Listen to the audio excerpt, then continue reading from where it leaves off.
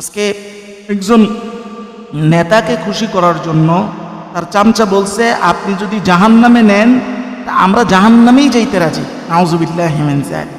নেতৃত্বে তিনি যদি জাহান্নামেও যায়, আমরা তার ভিতরে চোখ বন্ধ করে জাহান্নামে চলে যেতে পারবো।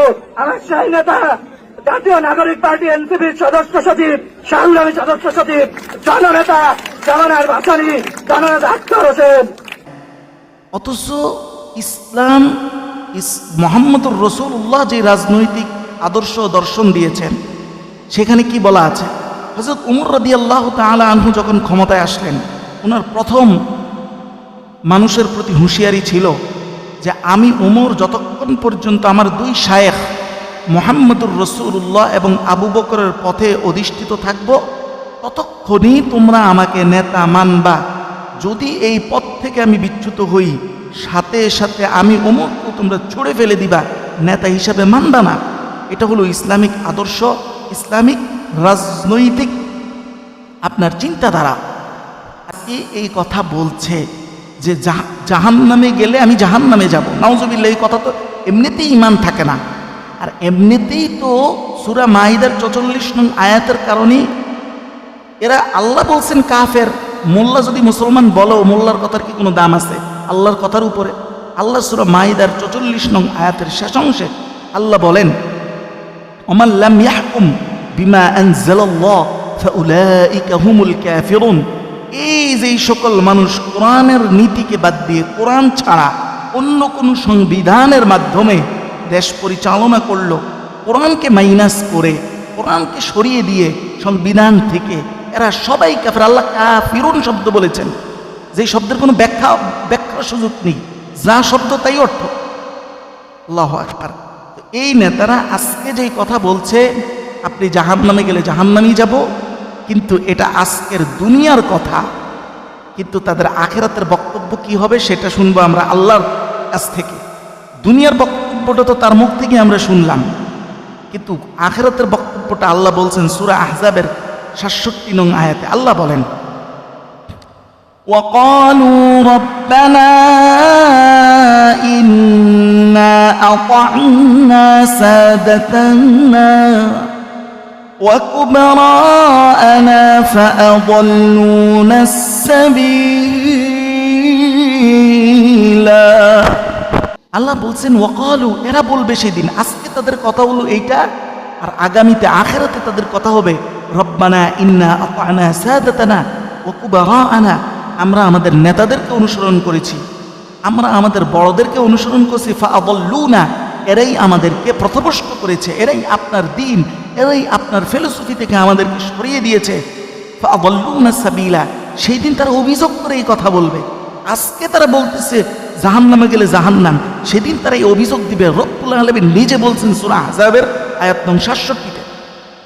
শুধু তাই না, তাদের আরো বক্তব্য হবে যেটা সূরা বাকারার ১৬৬ নং আয়াতে আল্লাহ বর্ণনা করেন। আল্লাহ বলেন, ইয তাবাররা'আল্লাযীনা ইত্তুবি'উ মিনাল্লাযীনা ইত্তাবা'উ ওয়া রাআউল আযাব ওয়া তাকাত্তা'আত বিহিমুল আসবাব। আল্লাহ বলছেন, ইয তাবাররা'আল্লাযীনা ইত্তুবি'উ মিনাল্লাযীনা ইত্তাবা'উ ওয়া রাআউল আযাব। আজকে নেতা তার চামচাকে এই ধরনের কাজ থেকে নিবৃত্ত করছে না, বারণ করছে না, কিন্তু সেই দিন এই নেতাই যখন আল্লাহর আযাব, আল্লাহর শাস্তি দেখবে, তখন সে বলবে, আল্লাহ বলতেছেন ওয়া তাকাত্তা'আত বিহিমুল আসবাব। এই চামচার সাথে নেতার আর কোনো সম্পর্ক থাকবে না। সমস্ত সম্পর্ক সেই দিন নেতা ছিন্ন করে দিবে, বিচ্ছিন্ন করে দিবে। আল্লাহর কালাম বলতেছে এই কথা। আরে এটা আখিরাত তো দূরের কথা, এটা তো আমরা দুনিয়াতে হাজার হাজার এক্সাম্পল পড়ে রয়েছে, হাজার হাজার। চামচা কোনোভাবেই ক্ষতিগ্রস্ত হওয়ার পরে আর নেতার ক্ষমতা না থাকার পরে কোনো নেতা জীবনে কোনোদিন ওই চামচার খোঁজ নিছে এমন কোনো নিদর্শন আছে? মানে যেই নেতা একেবারেই ক্ষমতাচ্যুত হয়ে গেছে, চামচাও ধ্বংস হয়ে গেছে, কোনোদিন নেতা যায় ওই চামচার কবরের সামনে দাঁড়াইছে এমন কোনো ইতিহাস আছে? তার মানে দুনিয়াতে থাকতেই তো ভুলে যায়। চামচা যদি শেষ বয়সে আমরা বহু নেতাকে এই গত 16 বছরও দেখেছি, যখন অসুস্থ হয়ে হুইল চেয়ারে যখন পড়ে গেছে, তখন আর দলীয় নেতাকর্মী কেউ তার পাশে ভিড়ে না। অথচ 24 ঘন্টা একটা পচা গান্ধার মধ্যে যেইভাবে মাসি ভনভন করে বসে, ওই নষ্ট ভ্রষ্ট, ওই চরিত্রহীন, ওই ইসলাম থেকে বিচ্যুত ওই নষ্ট নেতার পাশে সামসারা এইভাবে মাসির মতো ভনভন করছে।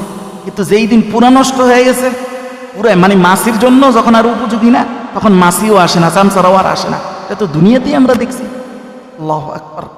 শুধু তাই নয়, সূরা হামিম সিজদার 29 নং আয়াত আল্লাহ বলতেছেন, তারা সেই দিন এই চামচারা, আজকে তো বলছে আপনি জাহান্নামে নিলে আমরা জাহান্নামে যাব, সেই দিন এই চামচারা বলবে, আল্লাহ বলেন, وقال الذين كفروا ربنا أرنا الذين أضلانا من الجن والإنس نجعلهما تحت أقدامنا। আল্লাহ বলতেছেন, وقال الذين كفروا, এই সকল যারা আল্লাহর পথকে অস্বীকার করেছে এই নেতাদের জন্য, আরিনাল্লাযীনা আদাল্লানা মিনাল জিন্নি ওয়াল ইনস, তারা এই সকল কুফরিকারীরা তারা তখন বলবে, যে সকল জিন ও মানুষ পথভ্রষ্ট করেছিল। জিন কিভাবে পথভ্রষ্ট করে?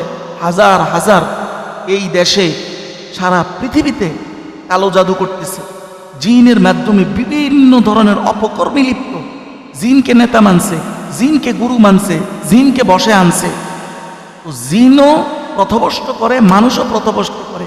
এই যে নেতা যখন পথভ্রষ্ট করেছে, সেই দিন এই চামচারাই সেই দিন বলবে যে এদেরকে একটু দেন, নাজআলহুমা তাহতা আকদামিনা, এদেরকে একটু পাও দিয়ে একটু পিষি।